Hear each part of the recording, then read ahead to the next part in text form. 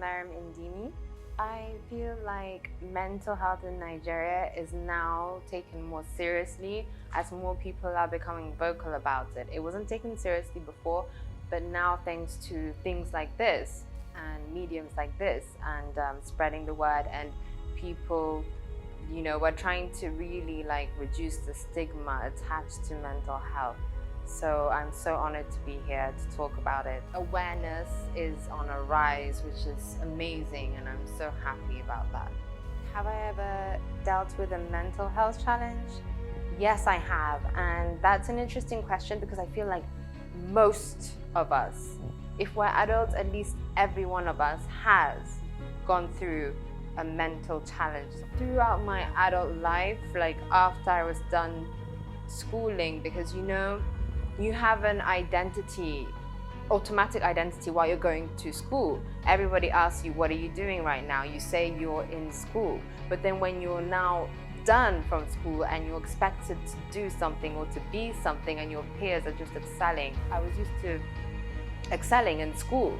So I was not equipped with the skills to not excel in life. So the real world really woke me up, and I didn't know what I wanted to do. I didn't know who I was. I didn't know what my passion was.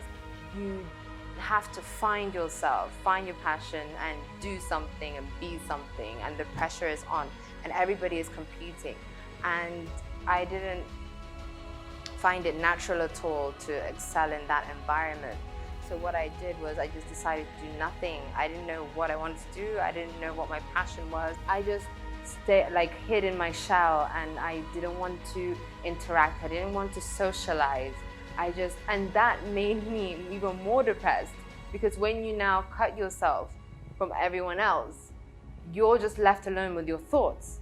And most of those are how you're not good enough, how someone's better than you are, oh, how you won't be able to. So all those thoughts were just, that voice was just constantly in my head, which got me even more depressed. Mental health in Nigeria was something in the past that the topic was just looked down on and ignored, and people seemed to dodge it a lot, and they found it embarrassing.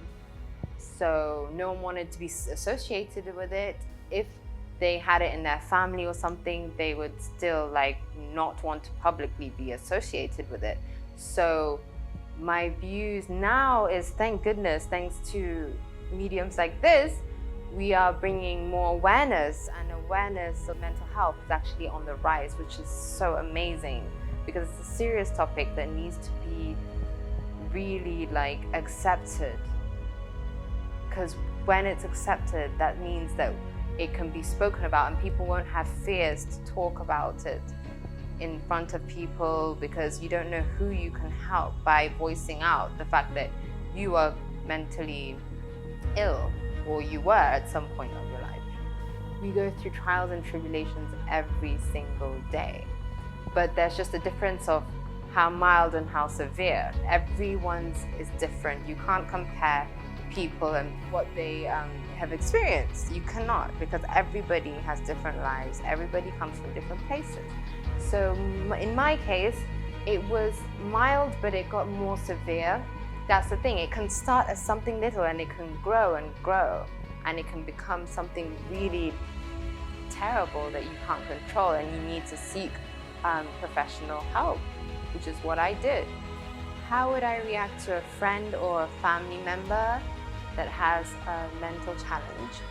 What I would do is I would talk to them. I would, instead of not being afraid to embarrass them by ignoring the simple acting like I don't know, I would actually break down their walls that they build against society, and I will try and find out the cause and try and help them along the way, and encourage them and persuade them that they are amazing, and list out all the positive things about them, and try and get those negative thoughts out of their heads. I feel like social media doesn't really cover, mental health as much as it should.